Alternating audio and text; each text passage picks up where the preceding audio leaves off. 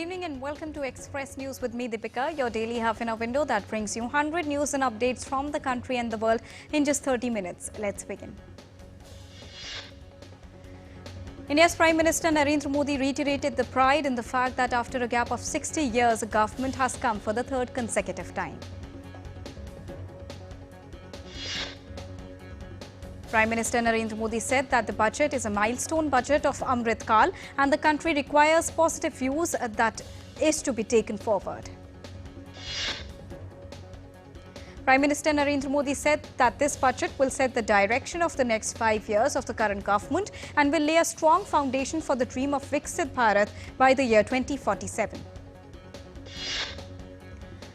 India's Finance Minister Nirmala Sitharaman tabled the Economic Survey 2024 in Lok Sabha today. Finance Minister Nirmala Sitharaman said that a lot of steps have been taken on ease of doing business, including setting up of a central processing system. The Economic Survey projected India's real GDP grew by 8.2% in financial year 2024, exceeding 8% mark in 3 out of 4 quarters of financial year 24. Global economic growth has been 3.2% in 2023 as per the April World Economic Outlook. Diverging growth patterns have emerged among the countries. Prospects for continued strong growth in financial year 25 beyond looks good, subject to geopolitical, financial market and climatic risk.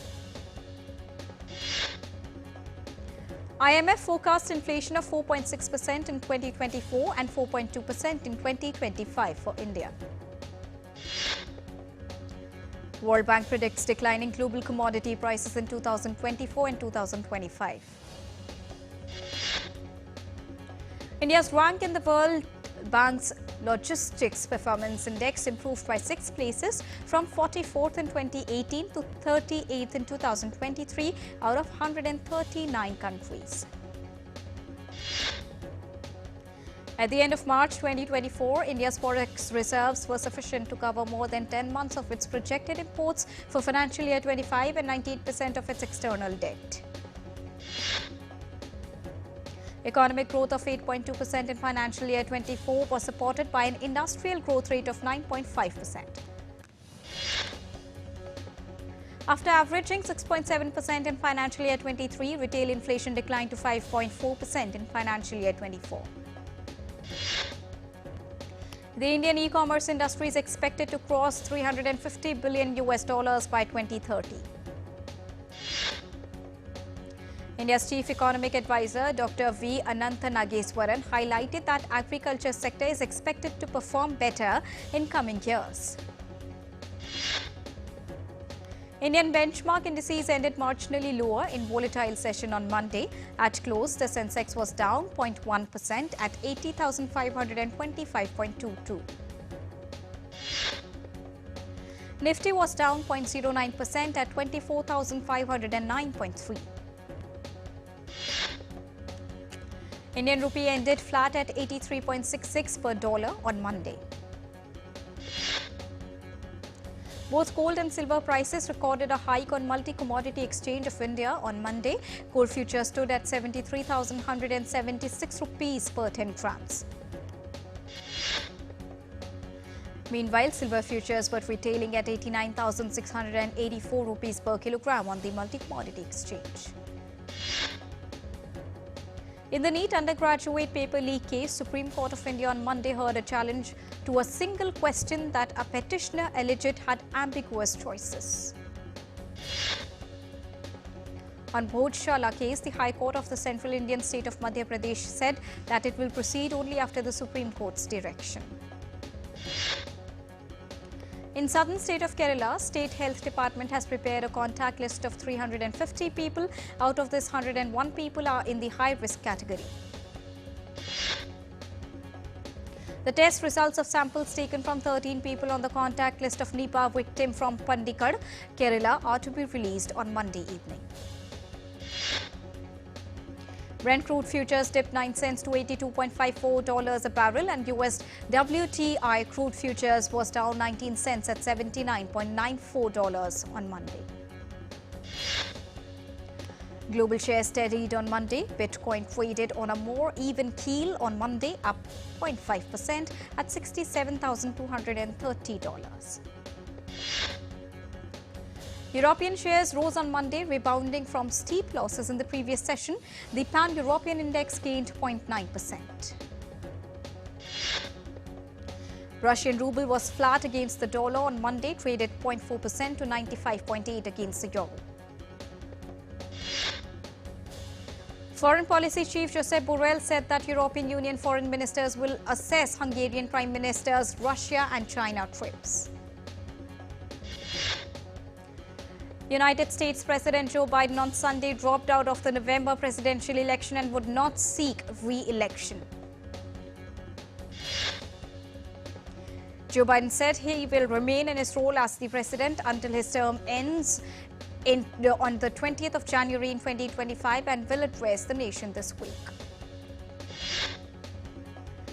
US President Joe Biden emphasized the considerable progress made during his time, stating that America has the world's strongest economy. Joe Biden is the first sitting president since 1968 to drop out of a presidential race. The 81-year-old Joe Biden is the oldest person ever to have occupied the Oval Office.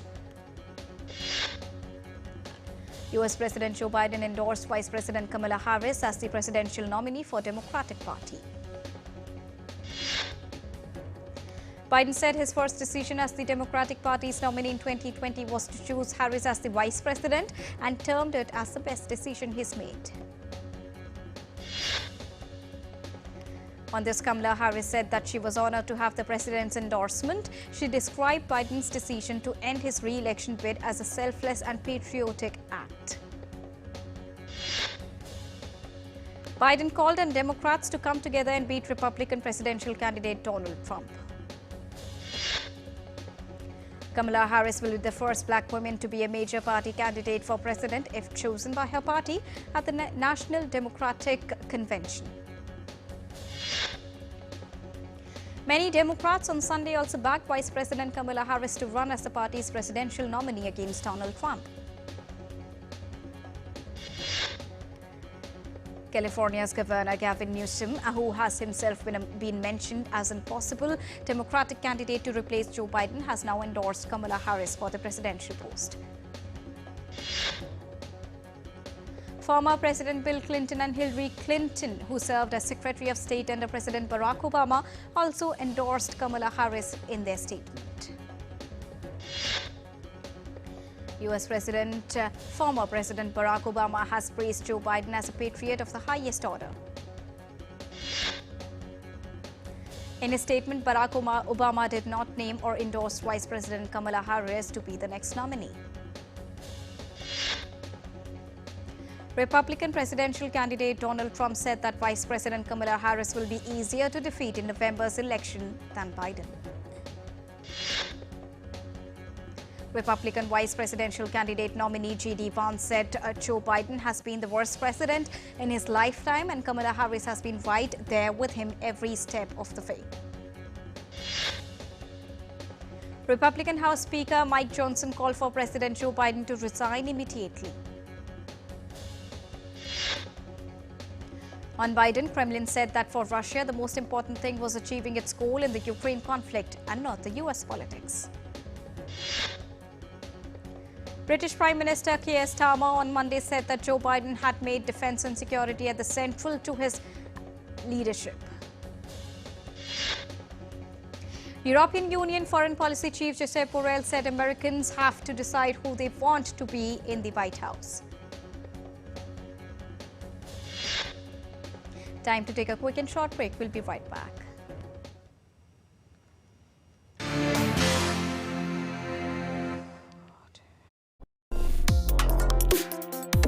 Complex issues, hidden agendas, twists and turns, strategic games. We think all dots are linked. We just need to connect them. Join me every week as I connect the dots to unravel hidden designs in statecraft, mysteries, and decode issues that matter to you. Watch Connecting the Dots with me at these times on DD India.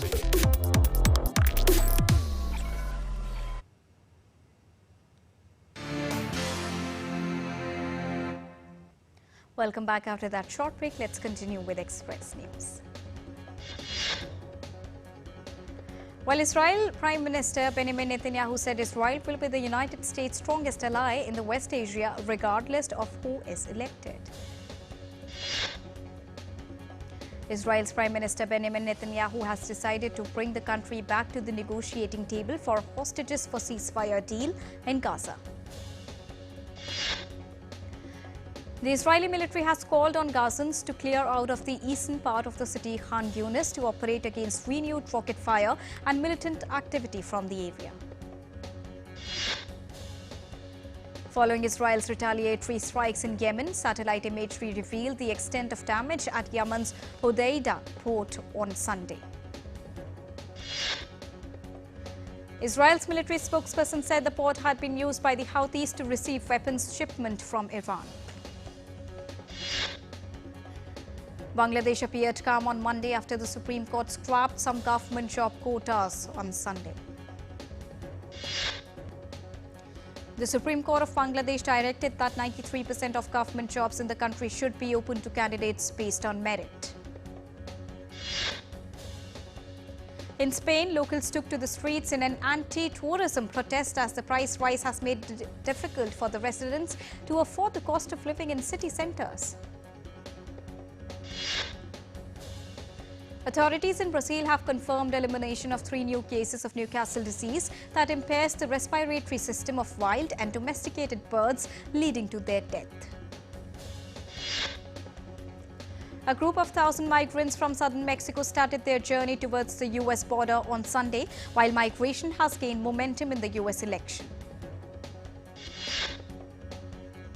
Japan issued heat stroke alert in 39 of the country's 47 prefectures on Monday. Its weather agency said temperatures climbed to over 37 degrees Celsius. Temperatures in Japan are forecasted to fall later this week. Many people braving the heat carried cooling devices including parasols and fans. The western part of the United States is sweating through another round of record-breaking heat as a wave is forecast to produce triple-digit temperatures. The U.S. Weather Service said some 30 million people are under heat advisories in parts of California, Arizona, Nevada, Idaho, Oregon and Washington. In India's weather update, Weather Department has issued a red alert for heavy rainfall in Uttarakhand as well as Gujarat. Severe waterlogging was witnessed amid heavy downpour in Gujarat's Surat, disrupting vehicular movement. Flight movements at the airports have also been affected. Mumbai is experiencing the torrential rains leading to IMD to issue severe weather alerts and causing major transport disruptions. In Maharashtra's Kolhapur district, 86 dams are submerged in water. River Panchaganga has moved towards warning level. Monitoring the ongoing situation in floods in Assam, the State Disaster Management Authority has constructed a multi-purpose flood shelter in the most flood-prone areas. As the holy month of Shravan starts from the 22nd of July in India, Hindu devotees started long journeys called Kawad Yatras, which is an annual Hindu pilgrimage to Lord Shiva. Indigenous communities across Brazil gathered in a sacred territory in the Sao Paulo province over the weekend to celebrate annual Indigenous Games. The Games featured a variety of sporting events along with wearing their traditional garments and practiced their traditional songs and dances.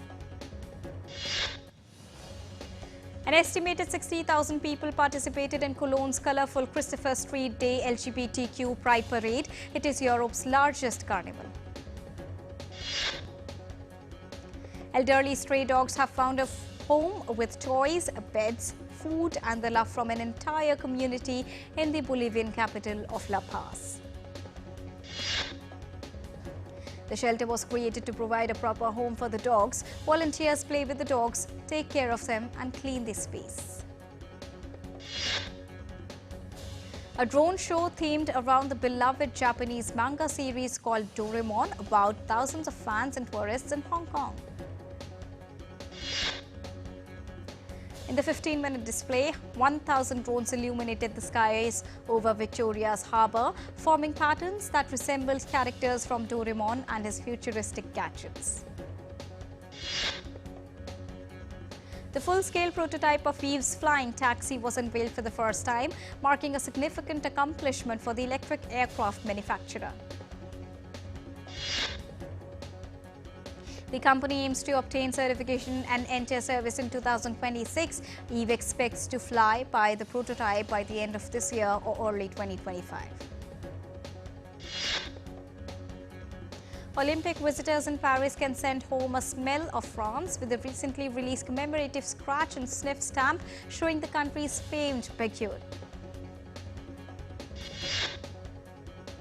The smell is sweet with hints of vanilla and reminiscent of walking into the country's enticing boulangeries and patisseries rather than of an actual baguette. Scratch and sniff stamps are also under attraction, and in Nigeria, Nigerian artist Fola David is seeking the Guinness record for the largest drawing by an individual after spending 6 days on his piece in a stadium in Lagos. David said his 1,050 square meter Unity in Diversity artwork is an image of two giant hands holding Nigeria's map, and it was meant to showcase the country's rich cultural heritage. Prince William and Princess Kate's eldest son, Prince George, celebrates his 11th birthday on the 22nd of July. George has attended a number of high-profile events over the past 12 months. South African actress Esther Teblon, best known for her role in All My Children, died at the age of 51. In 1991, she was crowned Miss Teen South Africa. She began her career at 16 years old and is the host of a television show for children called KTV and a math show called Math No Problem. Brazilian singer Iris Sasaki died of electrocution during a live performance at the age of 35. Sasaki died instantly after he hugged a drenched concert-goer during his performance on stage in Brazil. T-Series head Bhushan Kumar's cousin and actor-producer Krishan Kumar's daughter, Tisha Kumar, was cremated in Mumbai on Monday. Tisha Kumar died of a prolonged illness. Her funeral was attended by several notable people of the Indian film industry, including Farah Khan, Sajid Khan, Ritesh Deshmukh and Javed Jaffrey. India will hope to continue their winning run and book a semi-final spot when they take on Nepal in their final Group A Women's T20 Asia Cup match on Tuesday. The International Cricket Council formed a 3-member committee to review the delivery of the T20 World Cup that was co-hosted by the USA and the West Indies last month. Rafael Nadal suffered a setback in Paris Olympics preparation as he was beaten by 6-3, 6-2 in the Swedish Open final by Portuguese 7th-seed Nuno Borges. Arthur Fils denied world number 4 Alexander Zverev back-to-back title at the Hamburg European Open as he defeated him in the final round. Indian veteran goalkeeper and former India hockey captain P.R. Srijesh on Monday announced that Paris Olympics will be his last international outing. French President Emmanuel Macron visited Paris Olympic Village on Monday, 4 days before the Paris game begins. Paris Olympics will start from the 26th of July. The Olympic torch relay meandered through the suburbs of Paris and was even carried in the world's longest rowing boat. 9-year-old Indian origin racing sensation Atika Mir created history by becoming the first female racer to win a race and challenge international trophy.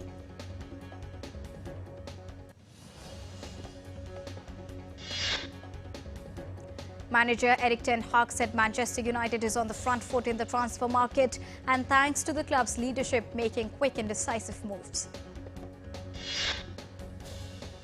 Tadej Pogacar became the first rider to achieve the Tour de France double since 1998 when he claimed his third title. And with this, it's a wrap here on Express News for now, but news and updates will continue here on DD India. So don't go anywhere. Keep watching and keep tracking DD India for all latest news and updates from the country and the world. Thank you so much for joining us right now. Namaskar.